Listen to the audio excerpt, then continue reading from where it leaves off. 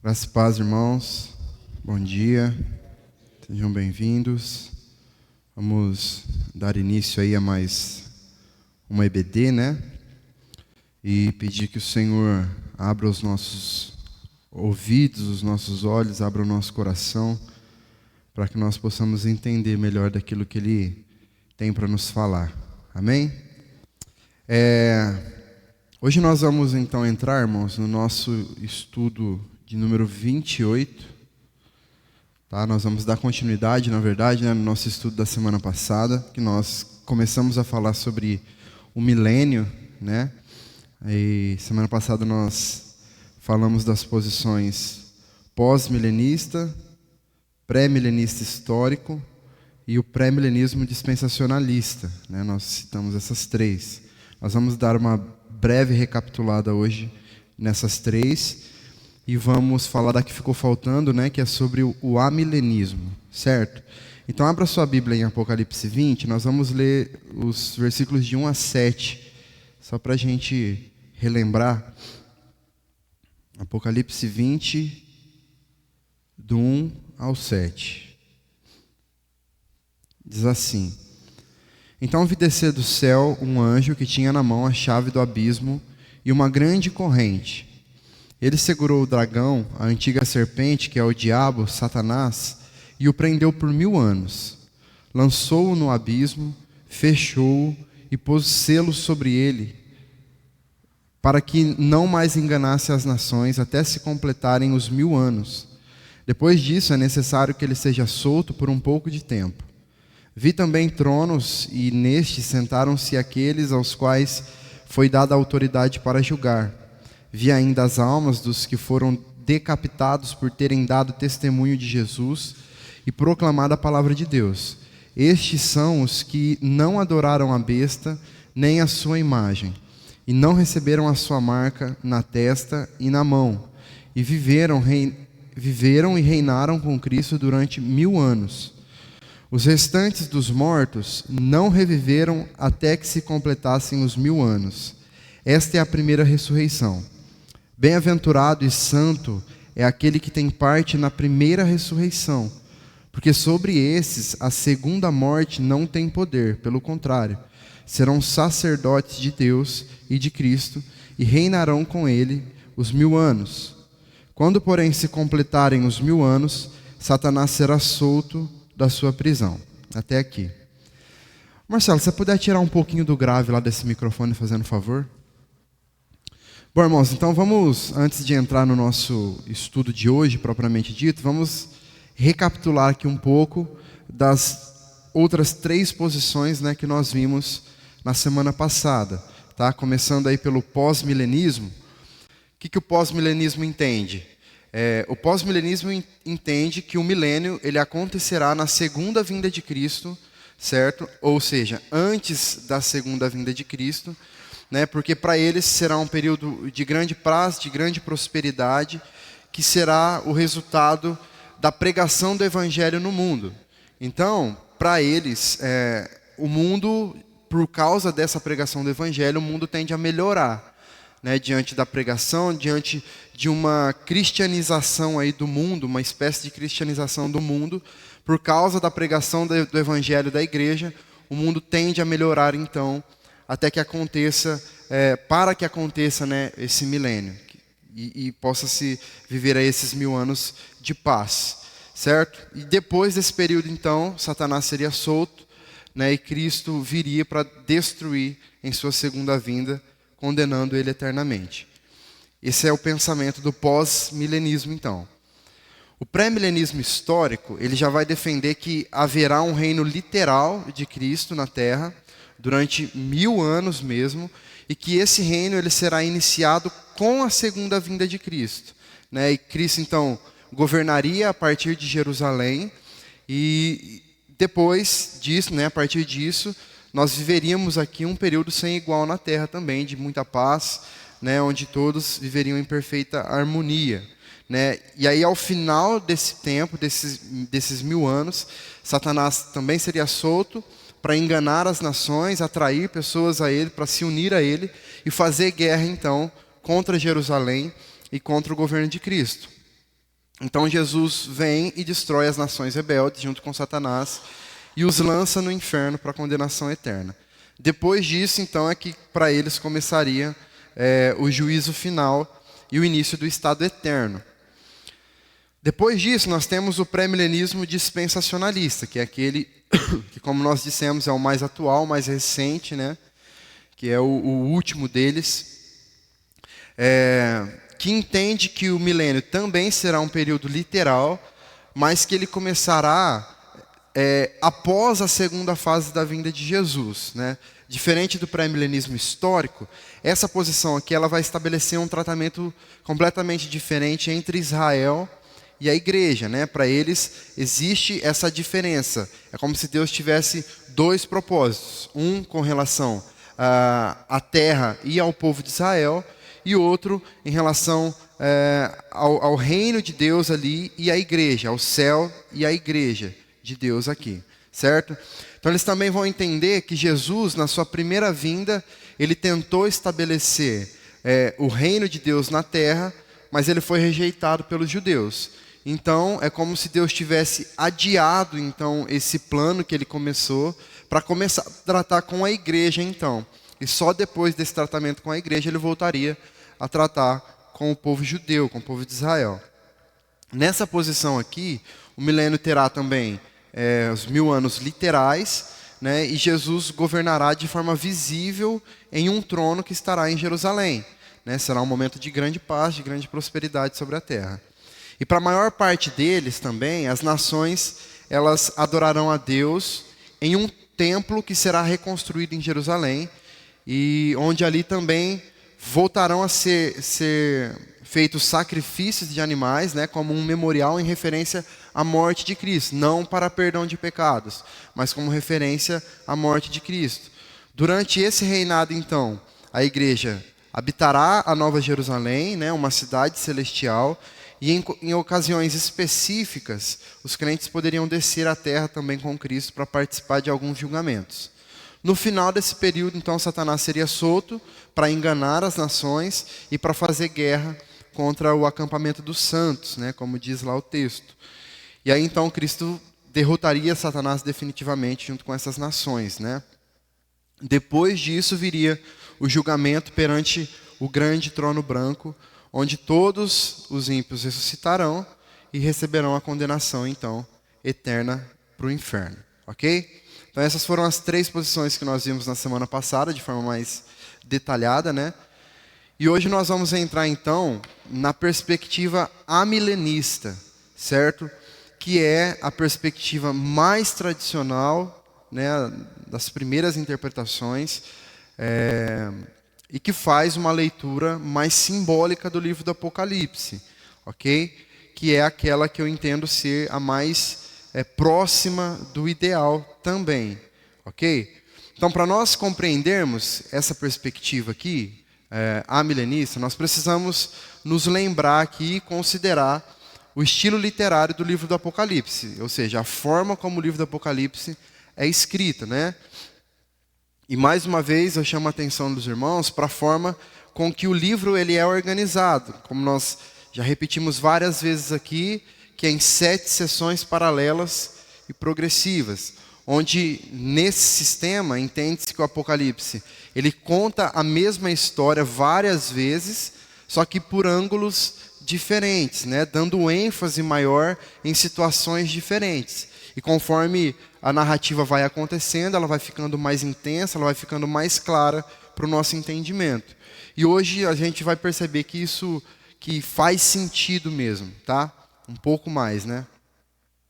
Se nós fizermos o contrário disso, nós lermos o Apocalipse entendendo que cada capítulo sucede o outro de forma cronológica, então o capítulo 20 ele seria uma sucessão natural daquilo que acontece no capítulo 19, certo? Então, se no capítulo 19 é descrito que a segunda vinda de Cristo, e no capítulo 20, o milênio, então, obviamente, nós chegaríamos à conclusão de que o milênio viria depois da volta do Senhor, né? Visto que o capítulo 19 fala sobre a vinda de Cristo e o capítulo 20 sobre o milênio. Só que o problema de nós lermos assim é que, como nós já vimos, né, aqui vários textos da Bíblia, o texto bíblico ele nos ensina que o evento que sucede a segunda vinda de Cristo é o estabelecimento ali, é o juízo final, né? E o estabelecimento do novo céu e da nova terra, e não um milênio. Então essa interpretação, na minha opinião, seria a mais coerente no capítulo 20 aqui, de nós entendermos que a história está sendo recontada mais uma vez, tá? O capítulo 19, por exemplo, ele vai terminar com a descrição do juízo final. E o capítulo 20 nos leva novamente ao início, né, do presente tempo. E é exatamente a mesma coisa que vai acontecer entre os capítulos 11 e 12, que é onde termina uma sessão e começa outra. Por exemplo, no capítulo 11, nós temos a descrição ali da segunda vinda de Cristo e do dia do juízo. E no capítulo 12 nós voltamos para o início, onde é citada a igreja do Antigo Testamento, o período do Novo Testamento, com o nascimento, a ascensão e a coroação de Jesus. Tá? Então, se nós compararmos os capítulos de 11 até o 14 com o capítulo 20, nós vamos perceber algumas semelhanças. Por exemplo, a restrição que Deus faz ao poder do diabo. Se nós lermos lá o capítulo 12, dos versículos de 5 a 12, e compararmos aqui com o capítulo 20, de 1 a 3, nós vamos perceber uma semelhança. Com essa restrição também há um longo período de expansão do evangelho, onde fica claro o poder e o testemunho da igreja. Se nós lermos o capítulo 11, dos versículos 2 ao 16, o capítulo 12, versículo 14, e aqui no capítulo 20, versículo 2, nós vamos ver isso também. No capítulo 20 aqui, nós vimos aqui o dragão sendo segurado, a antiga serpente. Foi presa por 1000 anos, que é este período onde a igreja prega a palavra, onde a pregação do evangelho será expandida. Também existe um breve período de intensa e terrível perseguição de Satanás contra os seguidores de Cristo. Nós vemos isso no capítulo 11, no versículo 7, no capítulo 13, no versículo 7, e aqui também no capítulo 20, no versículo 7, que é quando Satanás é solto, após esses 1000 anos, que é onde começará uma dura perseguição, um breve momento de uma dura perseguição. Tá? Então, todas essas semelhanças que nós vamos vendo, nós vamos percebendo que os textos eles vão se repetindo, que as mesmas coisas estão acontecendo várias vezes, só que sendo analisada por ângulos diferentes, com uma ênfase em momentos diferentes. Ora, essa ênfase é dada para o sofrimento dos ímpios, ora, essa ênfase é dada para a alegria dos santos, ora, a ênfase é dada para o julgamento de Satanás ali, para Deus, Jesus destruindo Satanás e os ímpios. Enfim, isso vai acontecendo, isso vai se repetindo várias e várias vezes, E isso vai nos levando, então, a entender cada vez mais que as coisas estão progredindo, de forma paralela ali, certo? Então, a diferença é que aqui, então, agora no capítulo 20, a ênfase que é dada maior é sobre essa derrota definitiva de Satanás, então, sobre o juízo final, que vai nos levar depois também ali com a descrição do novo céu e da nova terra, nos próximos capítulos, capítulos 21 e 22, tá? Então, nós vamos tentar entender agora qual que é o simbolismo que existe aqui em relação ao milênio no Apocalipse. Para nós entendermos aqui melhor essa passagem, nós precisamos ter em mente que o uso dos simbolismos no livro do Apocalipse ele é muito grande, ele é predominante, nós podemos até dizer. E nessa passagem aqui do capítulo 20, isso não é diferente, isso acontece novamente. Um exemplo claro disso é que ali no versículo 1 nós já vemos a aplicação da palavra corrente para descrever que Satanás foi preso com uma corrente. E ninguém vai acreditar que Satanás será preso com uma corrente, literalmente, será amarrado com uma corrente, no sentido literal. Então, se a descrição dessa prisão de Satanás, ela não deve ser entendida literalmente como ele sendo preso com correntes, chaves e poços, então nós não precisamos também entender o número 1000 que aparece aqui de forma literal, que é o único lugar, inclusive, onde esse número 1000 aparece aí em toda a Bíblia. Como nós sabemos, os números no Apocalipse, eles fazem parte dessa simbologia e de um significado muito grande. Então, essa simbologia ela é muito importante também em relação aos números. Então, nós não teríamos motivos o suficiente para entender que somente esse número 1000 aqui, ele deveria ser entendido de forma literal, tá? E para não ficar dúvidas em relação a isso, nós podemos citar aqui alguns outros exemplos dessa linguagem simbólica que é utilizada aqui. Por exemplo, eu acho que ninguém acredita que Jesus ele tem a aparência literal de um cordeiro com 7 chifres, 7 olhos, como é descrito lá no capítulo 5, versículo 6. Nós também não interpretamos de forma literal a descrição da mulher grávida que está vestida de sol, com a lua debaixo dos seus pés, com uma coroa com 12 estrelas e que estava sendo perseguida por um dragão também. Lá no capítulo 12 nós vimos isso. Nós também não interpretamos de forma literal o monstro que surge com 10 chifres, 7 cabeças, saindo do mar, como é a descrição da besta que nós vimos no capítulo 13. Nós vimos lá de forma detalhada o que representam essas coisas. E nós também, provavelmente, não acreditamos também que o sangue dos ímpios escorrerá por 296 quilômetros, como diz o capítulo 14, versículo 20. Então, são muitos simbolismos, muitas simbologias que são usadas para descrever algumas coisas. Tudo isso tem uma representação, tudo isso tem um significado, como nós temos estudado aqui ao longo dos estudos, né? Temos visto aqui.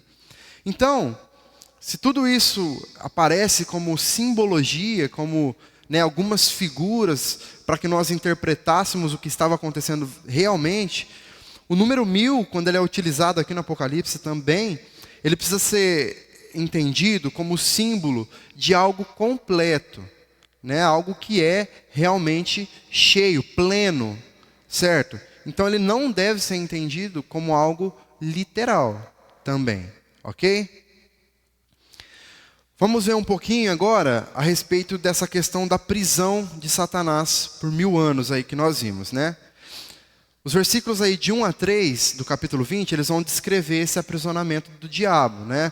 Quando nós lemos o Apocalipse, é importante nós lembrarmos aqui os primeiros destinatários desse livro aqui, que são os cristãos lá do primeiro século, né? Esses irmãos, eles estavam sendo duramente perseguidos ali pelo Império Romano, né? Eles tinham os seus bens confiscados, eles eram presos, eles eram torturados, eles eram mortos ali no centro de espetáculos romanos.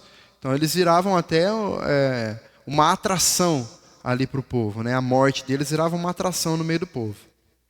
Então, olhando para essa realidade desses nossos irmãos ali do primeiro século, os primeiros leitores aqui do livro do Apocalipse, a impressão que nós temos é de que Satanás estava de fato vencendo eles, né? Do ponto de vista humano, do ponto de vista físico ali, Satanás estava conseguindo destruir a igreja de certa forma. Só que o Apocalipse ele traz para aqueles irmãos a notícia de que há muito mais do que aquilo que os olhos deles poderiam enxergar, né? Daquilo que eles estavam sendo capazes de ver diante da realidade deles ali humana. Por mais que as coisas estivessem difíceis, né? Estivessem complicadas para eles lidar, a mensagem que é revelada aqui pelo apóstolo João é de que o Cordeiro, ele tem o livro nas suas mãos, ele controla todas as coisas, que Deus é soberano, né? E o poder do maligno ele está limitado aqui, e a igreja é mais do que vencedora em Cristo. Essa é a mensagem que João está passando para aquele povo naquele momento, né? E talvez a maior dificuldade que fica aqui entre os cristãos, nessa perspectiva aqui, é de entender como que Satanás pode estar preso então, visto que o amilenismo entende que nós já estamos vivendo esse período milenar. Como que Satanás pode estar preso, então, diante de tantas coisas que nós vemos acontecendo, né? Segundo a Bíblia, irmãos, essa prisão de Satanás, e a derrota de Satanás também, aconteceu na primeira vinda de Cristo, certo? Ou seja, durante o seu ministério aqui, com a sua morte, com a sua ressurreição e com a sua coroação. O próprio Jesus, ele falou sobre isso quando ele respondeu aos fariseus, lá em Mateus capítulo 12, versículo 29, ele diz assim: como pode alguém entrar na casa do valente, roubar-lhe os bens sem primeiro amarrá-lo? Só então poderá roubar-lhe a casa. Nessa passagem aqui, a palavra grega original para amarrar que Jesus utiliza aqui é exatamente a mesma palavra que está aqui no Apocalipse capítulo 20, versículo 2, que é utilizada aqui, traduzida no caso como segurar. É a mesma palavra. Ainda dentro do ministério de Jesus, nós vamos ter outros exemplos. Por exemplo, quando Jesus enviou os 70 discípulos ali com a missão de pregar o evangelho, né, de expandir ali o reino, eles vão e eles voltam muito felizes porque até mesmo os demônios eram submetidos a eles no nome de Jesus. Então Jesus diz a eles: eu via Satanás caindo do céu como um relâmpago. Ele diz isso lá no capítulo 10 de Lucas, versículos 17 e 18. Então perceba como que Jesus, ele relaciona essa queda de Satanás com o avanço da pregação do evangelho. Eles estavam pregando, tendo a possibilidade de expandir a pregação do evangelho ali, neste momento, porque Satanás estava caído. Ele caiu, ele não tinha mais poder, governo, domínio ali. Entendeu? Então, o mesmo princípio, ele pode ser notado aqui no episódio em que os gregos, por exemplo, foram procurar Jesus. Naquela ocasião, Jesus disse assim: chegou a hora de ser julgado este mundo. Agora será expulso o príncipe deste mundo. Mas eu, quando for levantado da terra, atrairei todos a mim. Está lá em João capítulo 12, versículos 31 e 32, essa fala. Então, da mesma forma como aqui no exemplo anterior dos 70 discípulos, a palavra grega que é utilizada aqui para expulsar, ela é utilizada no Evangelho de João, aqui, e é a mesma palavra que é utilizada no versículo 3 do capítulo 20 aqui do Apocalipse, certo? Para a palavra lançar. Então, mais uma vez, o Evangelho de Cristo, ele é apontado aqui pelo próprio Cristo como a derrota de Satanás. O fato de nós hoje termos essa possibilidade de continuarmos pregando o Evangelho, levando o Evangelho, é a prova mais clara de que Satanás está derrotado já por aquilo que Cristo fez. Então, antes da primeira vinda de Jesus, a revelação especial de Deus estava restrita ao povo de Israel, certo? Sendo que as demais nações, elas estavam presas ali sob as correntes da enganação de Satanás, que mantinha eles ali em completa ignorância. Mas perceba que Jesus, ele diz que com a sua morte, ele atrairia a todos. Ou seja, não só os judeus, mas gregos, romanos, absolutamente todos seriam atraídos com a sua morte. Com isso nós entendemos então, irmãos, que o poder de Satanás, ele foi limitado, certo? No sentido de que ele não pode impedir o avanço do evangelho no mundo. Ele não pode mais cegar as nações como ele fazia anteriormente.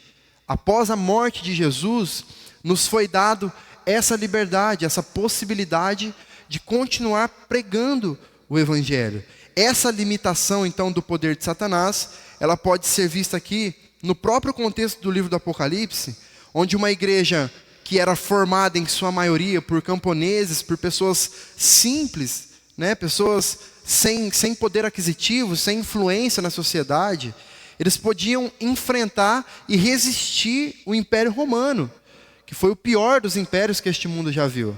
O império caiu, mas a igreja continua viva ainda hoje. A igreja sobreviveu às perseguições, às duras perseguições do Império Romano. E cá estamos nós hoje, fortalecidos por isso. O apóstolo Paulo, ele também falou sobre isso quando ele escreve lá aos Colossenses, dizendo que Cristo triunfou sobre os principados e potestades. Diz isso lá no capítulo 2, versículo 15.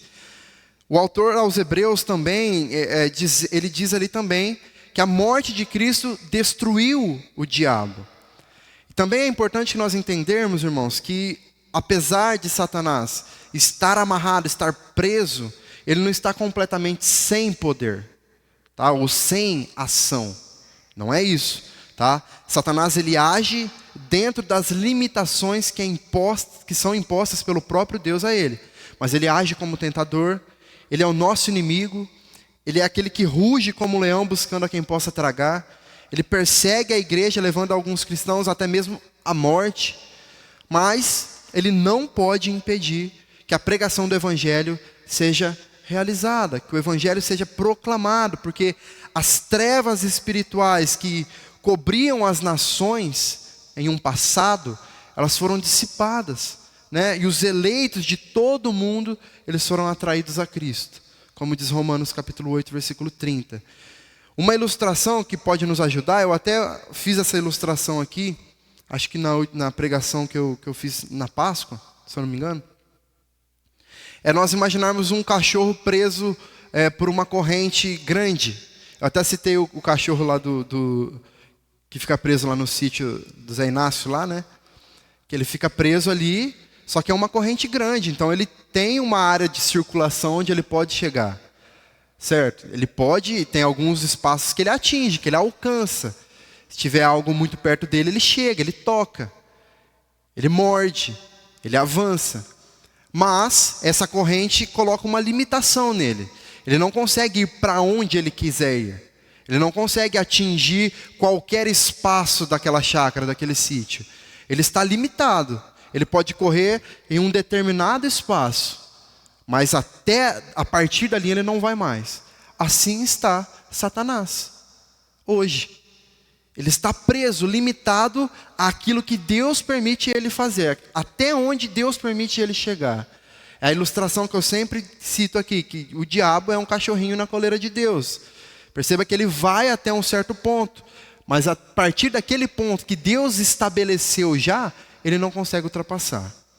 Essa é uma ilustração que pode nos ajudar a entender, então, essa prisão de Satanás, certo? Ele age, ele tem poder de agir, ele tem poder de ação, mas é um poder que está limitado pelo próprio Deus, certo? Porém, o próprio capítulo 20 aqui, ele fala sobre um período em que Satanás será solto novamente e sairá a enganar as nações, recrutando os incrédulos, recrutando essas nações para uma batalha final contra a igreja de Cristo.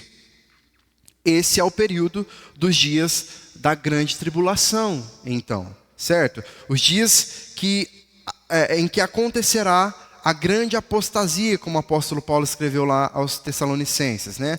O período em que o anticristo escatológico ele vai se manifestar, então, de forma clara e evidente. Esse é o período aqui em que o Apocalipse 20 vai chamar de pouco tempo de Satanás, como nós lemos. E que vem imediatamente, né, precede, né, que vem imediatamente antes do retorno de Cristo. Né, vem esse período e então Cristo volta. Ok? Como que acontece então, outra coisa que é citada aqui, já que nós estamos interpretando o milênio dessa forma, como que acontece o reinado dos santos então, no milênio? Nós entendemos o que significa o aprisionamento de Satanás, aqui no Apocalipse 20, então nós precisamos entender agora o que significa o reinado dos santos, que é citado aqui no mesmo capítulo, ok? Quando o livro do Apocalipse ele se refere a tronos, né, seja o trono de Cristo ou o do seu povo, são tronos que estão localizados no céu, né, como por exemplo nós vimos lá no Apocalipse capítulo 4, no versículo 4. Em apenas 3 ocasiões, o Apocalipse ele cita tronos na terra. E nessas 3 ocasiões, tratam-se de tronos de Satanás e do anticristo. Isso está em Apocalipse 2:13, em Apocalipse 13:2, em Apocalipse 16:10. Ok? Então fica claro que a ênfase aqui desse reinado, dos santos no caso, ela está nos céus e não na terra. Ok? Todas as vezes que o trono de Deus é citado e o trono dos santos que estão junto com Deus é citado, esses tronos estão localizados no céu. E todas as vezes que os tronos de Satanás são citados, eles são citados na terra, neste mundo, certo? A prova disso é que os que se assentam nos tronos são as almas dos mártires, né? Aqueles que foram decapitados por causa do testemunho de Jesus, bem como de todos os outros cristãos que já partiram no Senhor. Ou seja, todos quantos não adoraram a besta, que não perverteram o nome de Cristo, que não apostataram a fé, todos esses que já estão com Cristo nos céus, já reinam com Ele de lá, juntamente dele no seu trono. O próprio capítulo 6 aqui do Apocalipse, ele ressalta que essas almas já estão nos céus, tá? Então, a conexão do milênio com a terra, ela está relacionada a essa prisão de Satanás, tá? Ao período entre a primeira e a segunda vinda de Cristo, com essa expansão do evangelho, né, através da igreja, né? A expansão também da igreja, né? Logicamente. Isso será terminado, então, um pouco antes do retorno de Cristo, né? Um momento que justamente coincide com esse pouco tempo de Satanás, que é o momento da grande tribulação, onde Satanás será solto e a igreja será perseguida, então. Já no céu, esse período ele se estende até o exato momento da volta de Cristo, onde as almas dos santos terão os seus corpos, então, glorificados. Ok? Outra coisa que é citada aqui, que talvez nos deixe um pouco confusos, é a questão da primeira ressurreição e a segunda morte, que é citada aqui. É um ponto que também vale aqui a nossa menção sobre essa primeira ressurreição, né, feita aqui nos versículos 5 e 6 do capítulo 20. Se essa ressurreição ela se refere a uma ressurreição física, a uma ressurreição corporal, então necessariamente ela deveria coincidir com a segunda vinda de Cristo, que é onde os corpos serão ressuscitados. E nesse caso aqui, então, os pré-milenistas talvez estariam certos. Porém, se uma pessoa lê a Bíblia inteira, de capa a capa, até o capítulo 19 de Apocalipse, vai ser impossível dele chegar nesse capítulo aqui com a percepção de que haverá mais de uma ressurreição física. Impossível. Até ele chegar aqui, ele não vai conseguir chegar a essa conclusão. Porque aqui no Apocalipse 20, é a única passagem bíblica que parece indicar isso, tá? No entanto, nós não podemos dizer, então, que haja algum tipo de contradição na Bíblia por conta disso, né? Se algumas passagens dizem que haverá apenas uma única ressurreição e outra única passagem que parece indicar que haverá mais de uma, com toda certeza, então, o erro está na nossa interpretação e não naquilo que a Bíblia está dizendo. Uma das principais regras aí de interpretação bíblica que nós usamos é de se interpretar, de se analisar um texto difícil à luz de outros textos que são mais claros, mais fáceis, que trazem um pouco mais de luz. Então nós pegamos a luz desses textos mais simples e colocamos em cima desse texto mais difícil de ser interpretado para chegarmos a uma conclusão. Nesse caso aqui, o erro ele está na tentativa de se interpretar de forma literal uma passagem de um livro que é simbólico, totalmente simbólico, né? E assim nós acabamos criando aí uma contradição com outras passagens bíblicas, no caso. Como nós já vimos também, os pré-milenistas, eles vão afirmar que haverá primeiro a ressurreição dos justos, antes do milênio, e depois de 1000 anos haverá a ressurreição dos ímpios, ok? Só que nós já citamos aqui algumas passagens da Bíblia que ensinam que justos e ímpios ressuscitarão num único evento, em um único momento só, tá? Mas, apenas para nós concluirmos aqui esse raciocínio, olha o que Jesus diz lá no Evangelho de João, capítulo 6, versículo 40. Porquanto esta é a vontade de meu Pai, que todo aquele que vê o Filho e crê nele tenha a vida eterna, e eu o ressuscitarei no último dia. Aqui, obviamente, Jesus está falando da ressurreição dos santos, certo? E para ele, essa ressurreição, ela acontecerá no último dia, ok?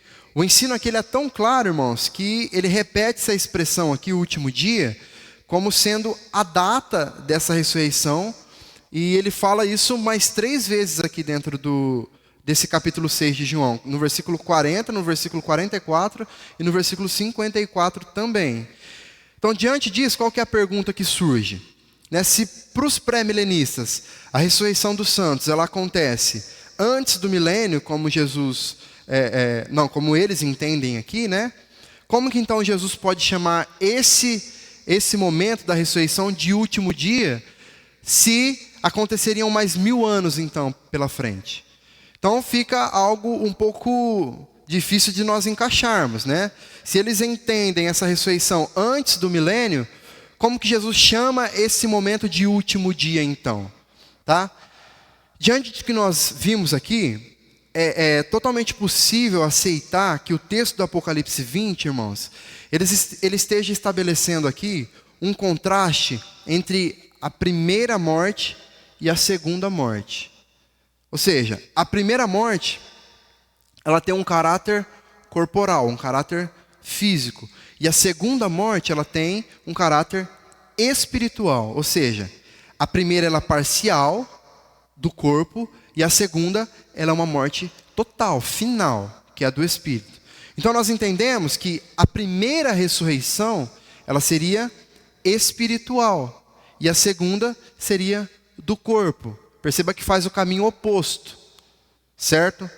O Novo Testamento, ele vai se referir ao processo de regeneração do homem, que é quando nós somos, de fato, tomados pelo Espírito, quando o Espírito passa a habitar em nós, transforma o nosso coração ali, tira um coração de pedra e coloca um coração de carne, nos tornando capazes de nos arrependermos dos nossos pecados. Esse é o momento da regeneração, certo? Então o Novo Testamento, ele trata o momento da regeneração como um tipo de ressurreição espiritual. Ou seja, um novo nascimento acontece, ok? Isso vai ser dito em João 5, no capítulo 29 também. Enfim, tem vários textos aqui que depois, quando os irmãos tiverem o estudo em mãos, os irmãos podem consultar lá. Então, quem passa por essa ressurreição primeira aqui, que é a regeneração, não sofrerá a segunda morte, que é a morte espiritual, com a condenação eterna no lago de fogo, como diz ali o capítulo 20, versículo 14 do Apocalipse. Então nós podemos entender que os salvos, eles morrem apenas uma vez, ou seja, fisicamente uma vez, mas eles ressuscitam 2 vezes. Primeiro, na sua regeneração, que é essa ressurreição espiritual, certo? E depois, fisicamente, na segunda vinda de Cristo, naquele que é chamado de último dia, onde os corpos são ressuscitados e glorificados para entrarem no céu com Cristo. Então, por isso que a segunda morte, ela não tem autoridade sobre aquele que tem parte na primeira ressurreição. É o que diz o versículo 6 que nós lemos, né? Bem-aventurado e santo é aquele que tem parte na primeira ressurreição. Aqueles que foram regenerados, aqueles que foram transformados por Cristo. Sobre estes, a segunda morte, ou seja, a morte espiritual, aquela que condena o ímpio eternamente, sobre estes, a morte espiritual não tem poder. Pelo contrário, serão sacerdotes de Deus e de Cristo e reinarão com ele os 1000 anos. Então, aqueles que já morreram em Cristo, aqueles que já estão no céu com Cristo, já estão reinando com ele lá, não sofreram da segunda morte, a morte espiritual, ok? Ficou claro? Deu para entender essa questão então da ressurreição, da morte, né? Nós entendemos isso, irmãos. O crente, ele passa por 2 ressurreições. A primeira ainda em vida, que é o seu espírito, que é a parte espiritual, no momento da regeneração, que ressurge em Deus, certo? E depois o seu corpo físico na segunda vinda de Cristo. E sofre apenas uma morte, que é a morte física. Já o ímpio, ele sofre 2 mortes e apenas uma ressurreição. Ele morre fisicamente primeiro e morre espiritualmente na sua condenação. E terá o seu corpo ressuscitado no último dia para a condenação. Ok? O que nós podemos concluir então com o milênio a partir aqui da interpretação amilenista, irmãos? O milênio é uma doutrina bíblica, né? E essa expressão 1000 anos, ela aparece em 6 versículos aqui no capítulo 20, né? Do capítulo 2 ao capítulo 7. Então, de modo algum, nós devemos rejeitar esses versículos, né? Mas nós também não somos obrigados a aceitar qualquer interpretação sobre ele, né? É um tema muito complexo, como eu disse lá na nossa primeira aula sobre isso. Na minha opinião, é o mais complexo de todos os temas que nós vimos até então, tá? Então, por isso, nós temos toda essa dificuldade, né? Nós temos uma certa fraqueza em olhar para alguns textos e interpretar eles de forma mais clara. E ok, né? Muitos ainda têm essa dificuldade e não vai ser nós que vamos resolver os problemas todos de Apocalipse, né? Nós não vamos ter essa capacidade aqui hoje, tá? Justamente por todas essas dificuldades que são apresentadas. Porém, nós precisamos deixar claro, irmãos, que acima de tudo, a palavra de Deus ela é inerrante, ela é infalível, né? Ela não tem mudança, ela não tem variação nenhuma, ela não tem erro, ela não tem contradição nela. Então, entendendo que se as nossas posições escatológicas elas possuem dificuldades em alguns pontos, essas dificuldades elas estão em nós, na nossa limitação humana, né? E não naquilo que a palavra de Deus tem, porque ela é perfeita, ok? Além disso, nós sabemos também que há alguns mistérios que não nos foram revelados, mas que nós devemos ter a plena certeza de que tudo ocorre conforme a boa mão do Senhor, de tudo ocorre conforme a soberana vontade de Deus, por mais que nós não compreendamos. Muitas coisas acontecem e nós não compreendemos, né? Não só o Apocalipse. Muitas coisas acontecem no nosso dia a dia e nós não temos capacidade de entender o porquê que elas acontecem. Mas elas acontecem. E nós, aqui, da nossa pequenez, do nosso lugarzinho aqui de ser humano, nós precisamos ter a humildade suficiente de reconhecer que Deus está no controle, porque Ele é soberano sobre tudo, Ele é criador dos céus e da terra, Ele foi quem escreveu os nossos dias antes mesmo deles serem, né? E nós precisamos ter essa consciência. Então, mais uma vez, eu quero ressaltar que essas discussões, elas são secundárias. Por mais importante que seja nós compreendermos algumas coisas, nós termos algum tipo de opinião sobre esses acontecimentos do fim, né? Algum tipo de esperança, algum tipo de entendimento sobre uma coisa ou outra aqui, são discussões secundárias, tá? E o importante aqui é que pré-milenistas, amilenistas ou pós-milenistas, eles concordam entre eles que Cristo voltará. Jesus voltará. Ele julgará os homens. Ele condenará eternamente os ímpios, os incrédulos. Ele condenará Satanás ao inferno eternamente. Bem como ele salvará eternamente os santos, a igreja, a sua noiva. Certo?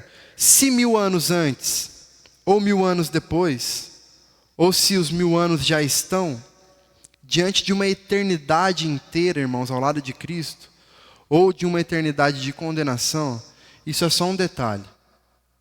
É um detalhe. Que nós não podemos matar ou morrer por causa disso. Nós não devemos criar dificuldades, divisões, discussões por conta deste tema, né? Que é um tema complexo, difícil, que você pode ter as suas preferências. Como eu disse na semana passada, nós podemos sim ter as nossas preferências, mas nunca apostar 100% das nossas fichas nessa preferência. Porque ela deve ser só uma preferência, não uma certeza absoluta. Nós sempre precisamos manter aquela chaminha de dúvida ali no nosso coração para manter o nosso temor. Sabe? Porque quando nós temos muita certeza de uma coisa, nós nos tornamos, de certa forma, arrogantes sobre essa determinada situação. E nós não aceitamos mais nada do que nos dizem. Isso nos torna pessoas fechadas, né, em nosso entendimento.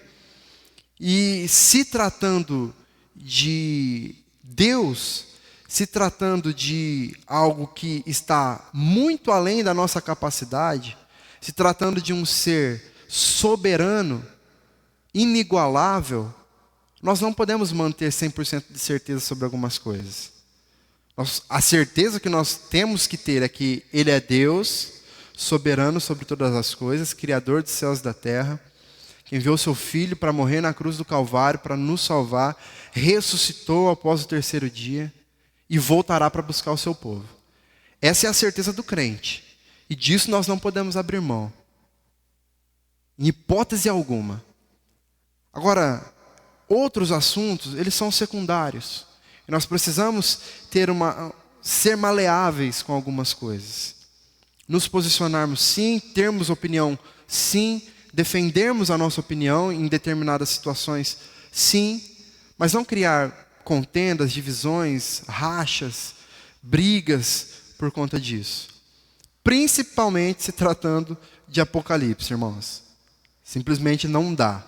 Nós temos vários e vários estudiosos que passaram as suas vidas inteiras defendendo essas 4 posições diferentes aqui. E que tem base para isso, que encontram base para isso. Por mais que nós às vezes não concordemos, eles fazem isso, eles encontram. Ok? E nós estamos aqui para tentar entender um pouquinho de cada uma delas. Defender sim, talvez, uma opinião mais provável, né? Eu me propus a defender a opinião que talvez foi mais esquecida, né? Apesar de ser a mais tradicional, a mais antiga, talvez aquela que no decorrer dos anos foi ficando um pouco mais apagada, conforme as outras foram surgindo, né? E ganhando mais força, ganhando mais mídia, ganhando mais voz, né? Por ter uma interpretação talvez um pouco mais calorosa, né? Um pouco mais surpreendente em determinados textos aqui, as pessoas acabam aderindo mais a elas. Então a minha proposta é abordar o que nós deixamos um pouco, justamente, irmãos, para trazer esse equilíbrio para nós. Não é para convencer, entendeu? Não é porque eu entendo que a igreja passará pela tribulação, pela grande tribulação, que eu preciso convencer o pastor José, por exemplo, que crê que a igreja não passará pela grande tribulação, que ela será arrebatada antes. São posições diferentes, distintas, mas que tenho certeza que no coração dele, ele mantém essa dúvida e se prepara todos os dias para qualquer coisa que possa vir. Assim como eu também espero e prefiro ser arrebatado antes, né? Porque será muito melhor. Mas nós precisamos manter esse espírito de temor, de prudência a Deus, para que nós não sejamos surpreendidos, nem agora, nem posteriormente, quando as coisas se tornarem piores ainda, ok? Esse foi o nosso estudo de hoje, irmãos. Semana que vem nós vamos tratar de um assunto um pouco mais tranquilo, né, para sair um pouco desse peso todo aqui do milênio, desses montes de termos diferentes, estranhos aqui de lidar. Semana que vem nós vamos ainda permanecer aqui no capítulo 20. Nós vamos tratar aqui sobre Gog e Magog, que está lá no versículo 8, que é citado aqui. Tá? Nós vamos entender aí o que significa aí esse lugar, o que é essa referência que João faz aqui no livro. Tá? Vai ser um estudo um pouco mais tranquilo, mais leve, né? Apenas a título de curiosidade mesmo, para engrandecer aí o nosso estudo, ok?